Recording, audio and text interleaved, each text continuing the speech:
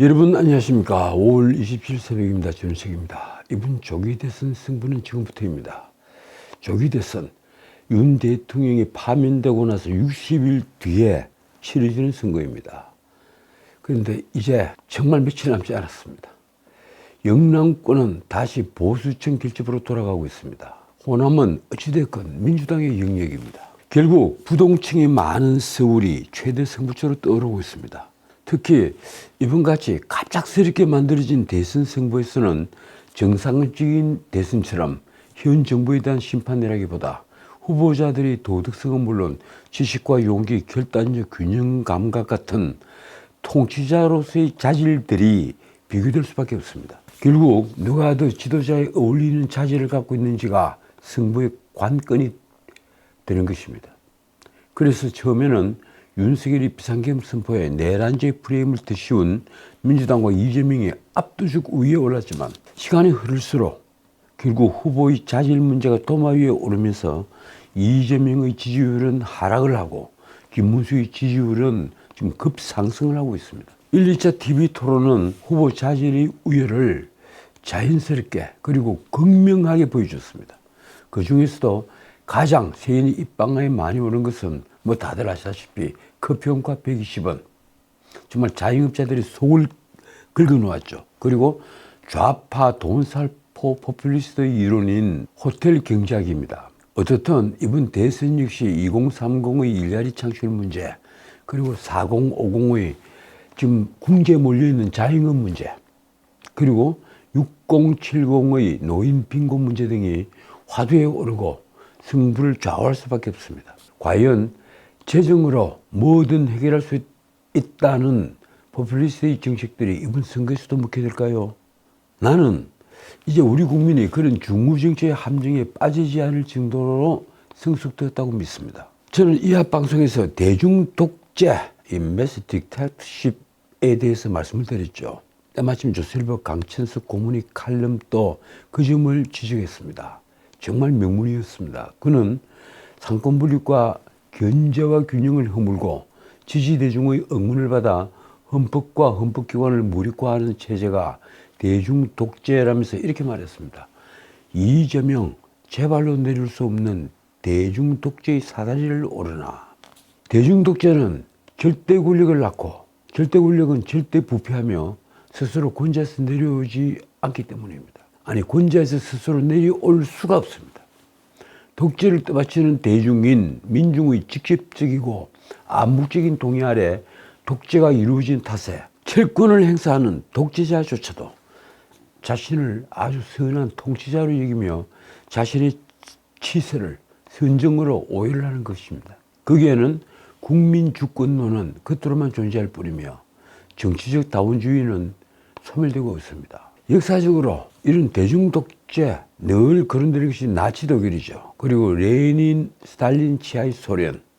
물론 과거 제3세계의 권위주의 정권들은 아시아, 아프리카의 제3세계의 권위주의 정권들은 물론 포퓰리즘에 기반한 후안 페론이나 이 차베스 정권도 남미의 후안 페론, 차베스 이런 정권들도 대중독재의 범주에 넣을 수 있습니다. 이런 정권에서는 하나같이 통치자에 대해서 영웅 숭배를 행하고 거의 종교화할 정도로 마치 광신도 같은 추종자를 양산합니다. 말하자면 대중의 열렬한 지지를 받는 독재 국가가 탄생하는 것입니다.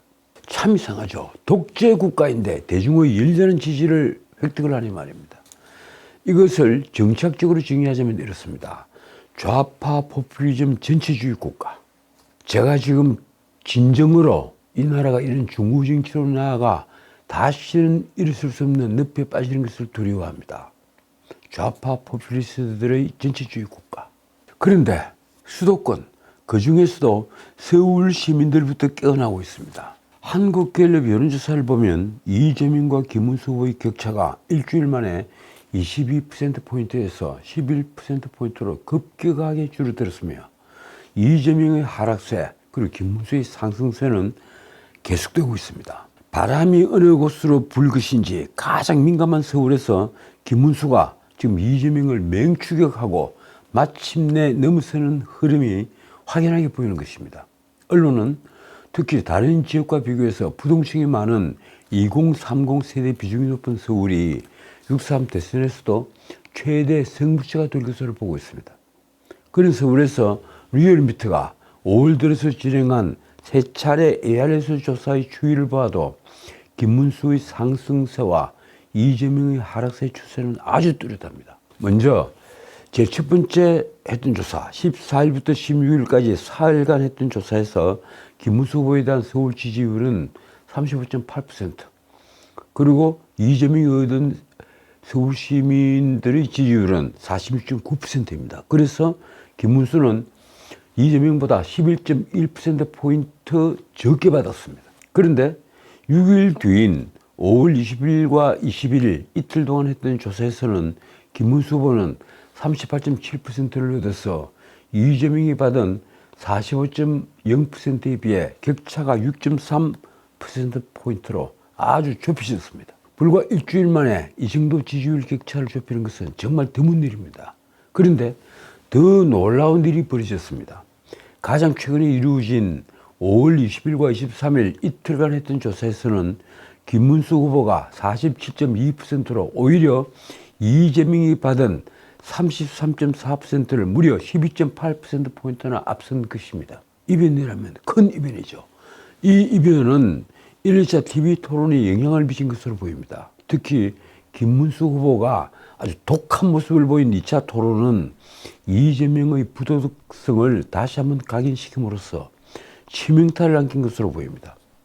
게다가 말씀드린 것처럼 전화 면접 주사인 한국갤럽 여론조사에서도 김문수, 이재명의 서울 지지율 격차는 계속 줄어드는 양상입니다. 5월 4주 조사에서 이재명 46%, 그리고 김문수 후보는 35%입니다. 이 결과는 직전 조사인 5월 3주 조사 결과인 이재명 50%, 김문수 28%와 비교하면 그 격차가 아까 말씀드린 대로 22%포인트에서 그 절반인 11%포인트로 좁혀진 것입니다. 특히 이재명은 절대 지지선인 50%에 이르렀다가 이것이 다시 무너지면서 4%포인트나 하락을 했습니다. 그리고 김문수는 무려 7%포인트가 급상승했습니다. 이 역시 TV 토론 등이 후보들이 진면목을 다시 한번 확인시켜주면서 벌어진 것으로 보입니다. 한국갤럽의 5월 4주 전국 평균 지지율은 이재명 45%, 김문수 36%로 서울 지지율과 아주 거의 비슷했습니다. 언론에 나온 엠브렘퍼블릭 송미진 부서장의 분석이 이렇습니다. 그는 서울은 여론에 가장 민감하게 반응하는 지역 중에 하나라며 이렇게 말했습니다. 이재명을 지지했던 표심이 이동했다기보다는 구 여권에 실망했던 보수층이 다시 결집하면서 김문수 후보의 전체 지지율과 서울 지지율이 동시에 오르는 것으로 본다. 이런 경향은 다른 여론조사에서 일관되게 나타나고 있습니다. 말하자면 이재명 하락, 김문수 상승이라는 추세가 지금 대세가 된 것입니다. 넥스 리서치가 지난 24일과 24일 그리고 25일 4일 동안 실시를 해서 26일 공표한 여론조사 결과가 이렇습니다. 이재명 44.9%, 그리고 김문수 35.9%. 같은 기관이 그 일주일 전인 5월 16일부터 18일까지 4일 동안 실시한 여론조사에서는 이재명이 44.7%, 그리고 김문수는 33.3%.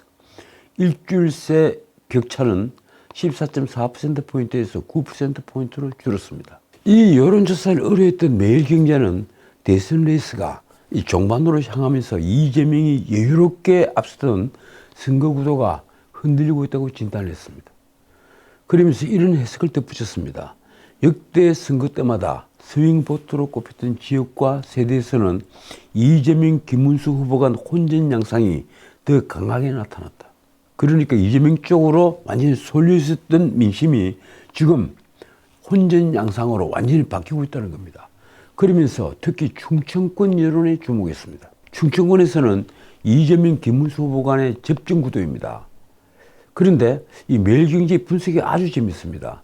1992년 14대 대선 이후 충청권에서 승리한 후보는 예외 없이 대권을 쟁취했다는 겁니다. 이 때문에 이번 대선에서도 이재명, 김문수 두 후보는 모두 행정수사 공략을 쏟아내고 있습니다. 이번 조사를 보면 충청권에서 김문수 후보 지지율은 45.3%, 그리고 이재명은 그것보다 5.2%포인트가 낮은 40.1%로 나왔습니다. 지난 5월 16일부터 18일까지 사흘 동안 했던 1차 조사 때 충청권 지지율은 이재명이 42.6%, 그리고 김문수가 38.2%였습니다.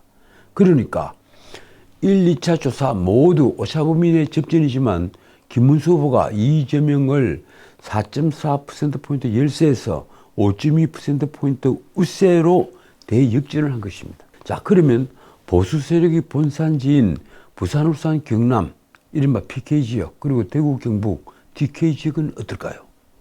김문수, 이재명 두 후보의 지지율 격차가 일주일 동안 더 벌어졌습니다. PK 지역 1차 조사에서는 김문수 후보가 41.3%, 이재명 36.1%였던 결과가 김문수 47.4%, 이재명 32.9%로 격차는 5.2%포인트에서 무려 14.5%포인트 차이로 크게 확대가 됐습니다. TK 지역의 1차와 2차 조사를 비교하면 김문수 후보는 46.9%에서 50.9%로 상승을 했고, 이재명은 34.7%에서 26.0%로 주저앉았습니다. 이 역시 12.2%포인트의 격차가 무려 24.9%포인트 차이로, 그러니까 2배 차이로 벌어졌습니다. 그리고 이 조사에서 세대별로 보면 30대와 60대에서 우클릭 흐름이 관찰됩니다. 1차 조사 당시 30대에서 이재명은 43.2%를 얻어 김문수 23.7%보다 19.5%포인트나 앞섰습니다. 그런데 이번 조사에서는 이재명이 34.7%, 김문수가 33.3% 초접전 양상으로 바뀌었습니다. 86세대가 일부 포함된 60대에서는 일주일 새 김문수 후보가 이재명을 오차범위 밖에서 역전한 것으로 드러났습니다. 1차 조사 당시 60대 지지율은 이재명이 47.8%, 김문수가 41%였습니다. 김문수 열세였습니다. 하지만 2차 조사에서는 김문수 후보가 52.1%, 이재명 38.5%를 김문수 후보가 크게 앞섰습니다. 6.8%포인트 열세가 12.6%포인트 우세로 뒤바뀐 겁니다. 그런데 김문수 후보에게 여전히 상승을 가로막는 난관이 있습니다. 바로 중도층의 열세가 그것입니다. 이번 조사에서 중도층 여론은 이재명이 46.3%, 김문수가 27.9%. 다만 1차 조사 때보다 그 격차는 대폭 줄었습니다. 1차 조사 때 이재명은 중도층에서 55.8% 지지율을 얻었는데 일주일 새 9.5%포인트가 빠진 것입니다. 반면 김문수는 그래도 4.3%포인트가 상승을 했습니다. 많은 전문가들은 중도층 일부가 윤석열 전 대통령의 탈당을 계기로 김문수에게 옮겨갔다고 분석을 했습니다. 이제 오는 28일 수요일부터 새롭게 실시하는 여론조사는 공표할 수가 없습니다. 이른바 깜깜이 기간에 들어가는 겁니다. 어쨌든 지금 급격하게 김문수 후보와 이재명 간 지지율 격차는 좁혀지고 있습니다. 서울의 역전바람이 경기도와 인천으로 넘어가는 것은 아주 잠깐입니다. 한때 좌파 성향의 여론조사로 분류되기도 했던 CBS 노컷뉴스의 한국사회여론연구소 KSOI라고 그러죠. 이 KSOI 여론조사조차도 이제 역전 분위기가 물씬 풍깁니다. 5월 23일과 24일 이틀 동안 ARS 조사에서 이재명은 47.3%, 김문수는 39.6%, 그 격차는 7.7%포인트에 지나지 않았습니다. 이 역시 일주일 전인 5월 16일과 17일 이틀간 했던 조사와 비교를 하면 이재명은 1.9%포인트가 하락을 했고 김문수 후보는 3.2%포인트가 올랐습니다. 이런 결과를 두고 민주당 지도부와 이재명 캠프는 내란 심판을 벗어나지는 못할 것이라고 장담합니다. 그러나 내란제 프레임을 붙잡고 있는 이재명과 민주당은 거기에만 매달리다가 계속 내란제만 매달리다가 제대로 된 미래 비전을 제시하지 못하면서 좌초하고 말 것입니다. 자, 이제 몇 가지 선거 관련 문제를 짚고 마치겠습니다. 김문수 후보는 한때 사전투표 폐지를 공약으로 내걸었죠. 저 역시 우리가 선진 민주주의로 가려면 부재자 투표를 과거처럼 이용을 하면 되지 굳이 사전투표를 둘 필요가 있느냐 하는 의견입니다. 민주주의에서는 투표도 하나의 의무입니다. 그런데 이번 선거에도 사전투표율은 이틀로 결정이 되었습니다. 그러자 국민의힘 김문수 후보가 29일과 30일 사전투표를 나흘 앞두고 투표를 동의하는 입장을 내놨습니다. 당장 제도 개선은 쉽지 않기 때문인데 대신에 철저히 감시를 하겠다며 지지자들에게 걱정 말고 투표장에 나와 달라고 당부했습니다. 사전투표 관리 실태에 문제가 있지만 그렇다고 투표를 하지 않는다면 더 큰 문제가 발생할 수 있다는 겁니다. 참고로 이번 선거 참관인은 전부 다 우리나라 사람으로 우리나라 국민으로 결정이 됐습니다. 어제 나온 뉴스였죠. 자, 두 번째 문제. 민주당이 이준석 후보를 집중 견제하기 시작했습니다. 선거 막판 최대 변수로 떠오른 김문수, 이준석 단일화를 기정사실화하고 하는 공격입니다.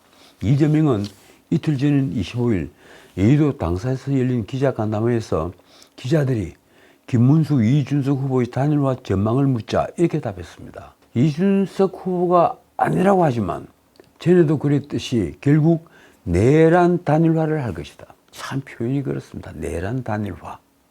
그러면서 이재명은 우리는 단일화에 대비하고 있다고 말했습니다. 그 전날 김민석 선대위원장은 이준석 후보를 이렇게 압박을 했습니다. 이준석 후보의 순간순간 말 바꾸기 전력은 단일화 불가 발언을 못 믿게 만드는 이유다. 내란 옹호 세력과 앞으로도 결코 연합하지 않는다는 대국민 선언을 할 수 있느냐. 참 끝까지 믿는 구석은 내란죄밖에 없는 것 같습니다. 그러니까 그 헌법재판소의 엉터리 판결을 빌미로 끝까지 지금 내란죄 프레임을 계속 강조를 하고 있는 겁니다. 자, 그런데 이준석은 5월 20일 기자회견에서 단일화는 없다는 것을 명백히 했습니다.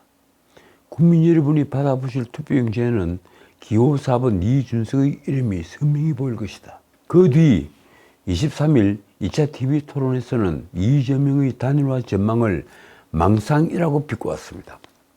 그러나 이재명과 민주당은 단일화 기정사실화에 나선 모양새입니다.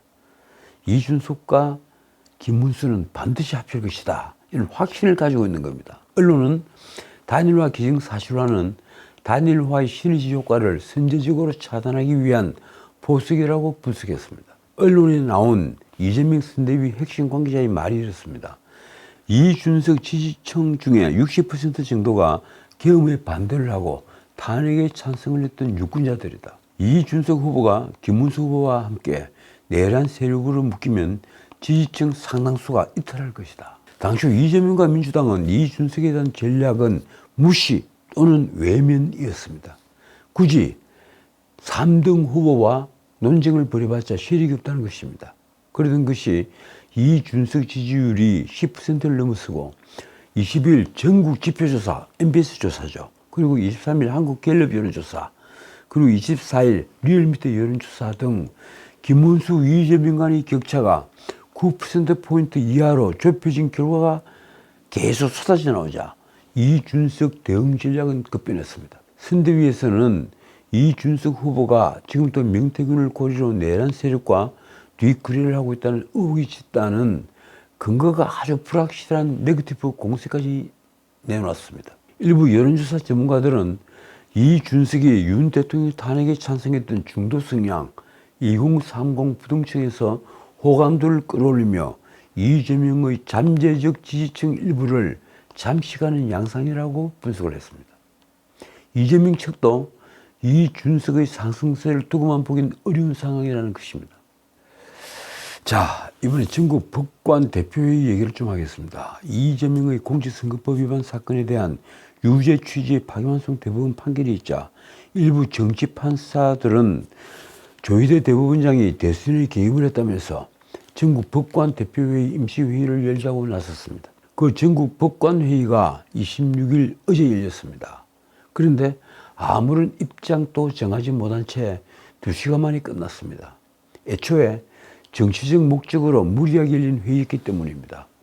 어제 오전 사법연수원에서 열린 회의에는 법관대표 126명 중에 88명이 참석을 했습니다. 그러나 현장에 참석한 인원은 법관의 의장과 부의장 등 불과 18명에 불과했습니다. 그리고 나머지 사람들은 온라인으로만 참석을 했습니다. 회의 도중에 온라인 참석자 일부가 이탈을 하면서 참석 인원도 수시로 들쭉날쭉했다고 합니다. 한 부장판사의 말이 이렇습니다. 개의 정족수를 채울 수 있을지도 불확실했을 정도로 대표회의는 이미 힘을 잃은 상태였다. 판사들을 대표하는 기구로서의 실효성을 상실한 것이다. 결국 전국 법관회의에서는 이재명 후보의 대법원 판결에 대한 민주당의 사법부 공격이 재판 독립을 침해할 수 있다. 그리고 사법부가 재판의 공정성과 민주적 책임성을 지켜야 한다. 이런 당연한 내용의 안건이 상징이 됐지만 의결은 대선 이후로 미뤄졌습니다. 대선 국면에서 사법개혁이 의제로 떠올랐고 회의에서 입장을 표명하는 것이 대선에 영향을 미칠 수 있다는 이유였습니다. 이에 대한 법원장 출신 변호사의 지적이 신문에 실렸습니다. 이렇습니다. 회의 날짜를 정할 당시에도 이미 대선 날짜는 확정되어 있었는데 이제 와서 선거를 이유로 결론을 미루는 것은 설득력이 없다. 이런 비판도 나왔습니다. 이 민주당이 대권을 잡으면 회의를 주도하는 진보 성향의 판사들 입장에서는 자신들 뜻대로 의결하기 유리하다는 계산이 깔렸을 것이다. 그러니까 진보 성향의 결의문을 의결할 수 있을 것이라고 본 것입니다. 자, 이제 마지막으로 민주당이 사법부를 급박하다가 후퇴하는 내용입니다. 민주당이 26일 비법조인을 대법관으로 임용할 수 있게 한 법원조직법 개정안, 이거 박범계가 발의한 거죠. 그리고 대법관을 100명으로 정원하는 법원조직법 개정안을 처리하기로 했습니다. 다만 대법관을 30명으로 정원하는 법안은 그대로 있습니다. 민주당 선대위에서 나온 말입니다. 선대위는 박범계가 제출한 비법조인 대법관 임명 법안, 그리고 장경태가 제출한 대법관 100명 확대 법안을 처리하기로 결정하고 해당 의원들에게 지시했다. 이런 결정을 하게 된 것은 법조계와 정치권은 물론 언론계 등 이 나라 지식인층에서 일제히 쏟아진 비판에 놀랐기 때문입니다. 이런 법안들이 왜 나왔습니까? 조희대 대법원이 파기환송 판결 선고를 하니까 법원을 공격하기 위해서 나온 법안들입니다. 자, 그러자 우리나라 지식인층이 일제히 융단 폭격을 했죠. 그게 놀랐기 때문입니다. 그 비판은 한결같이 이렇습니다. 이재명의 공직선거법 파기환송 대법원 판결에 대한 보복 입법으로 삼권을 장악해서 독재로 나가는 길을 연 것이다. 대법관 정원도 법조계에서는 재판 지연을 해소하는 방안으로 거론되어 왔지만 이재명이 정권을 잡은 뒤에 대법원을 장악하기 위한 수순으로 보는 시각이 더 많았습니다. 비법조인 대법관 임용은 법률시민 대법원의 전문성을 크게 훼손할 수 있는 것입니다. 대법관 100명 정원은 더 말할 나위도 없습니다. 세상에 대법원이 100명이나 되는 나라가 어디에 있습니까? 이런 반민주적인 행태에 민심이 크게 흔들리자 이재명은 재빨리 비법조인 대법관 임용의 경우 지난 24일과 25일 연달아 이렇게 밝혔습니다. 나와 당의 뜻이 전혀 아니다. 당에도 자중하라고 지시했다. 그러면서 대법관 정원안은 대법관 당사자 외에는 대체적으로 원하는 현안이라고 했습니다. 자, 오늘은 여기까지입니다. 이 김문수 후보가 한동훈이 손을 잡고 연단에 섰습니다. 언론은 서울서 드디어 원팀 유세가 있었다고 썼습니다. 이날 오후 6시쯤 방학 내거리에서 시작한 노원, 도봉, 강북 집중유세입니다. 이 지역에는 중도층이 많이 몰려있기 때문에 이번 선거의 핵심 격전지로 꼽힙니다. 전문가들은 중도층 지지세가 있는 한동훈이 깜짝 등장으로 김문수가 큰 힘을 얻었다고 분석했습니다. 정말 그랬으면 좋겠습니다. 한동훈이 말입니다. 우리가 무능한 이재명 세상을 함께 막아보자는 마음으로 여기에 나왔다. 그렇습니다. 후한표로는 여러분이 원하는 것은 뭐든지 즉각해 주겠다. 이런 선동으로 아르헨티나의 대중 독재를 열었습니다. 그게 1945년이었습니다. 그래서 세계 5위 부국 아르헨티나를 불과 10년 만에 회복할 수 없는 빈국으로 만들었습니다. 1955년 콜롬비아 군함을 타고 후안페로는 도주했습니다. 우리가 미래 세대를 위해 누구를 선택할지 그 결정은 너무 확연합니다. 지금까지 전sek이었습니다.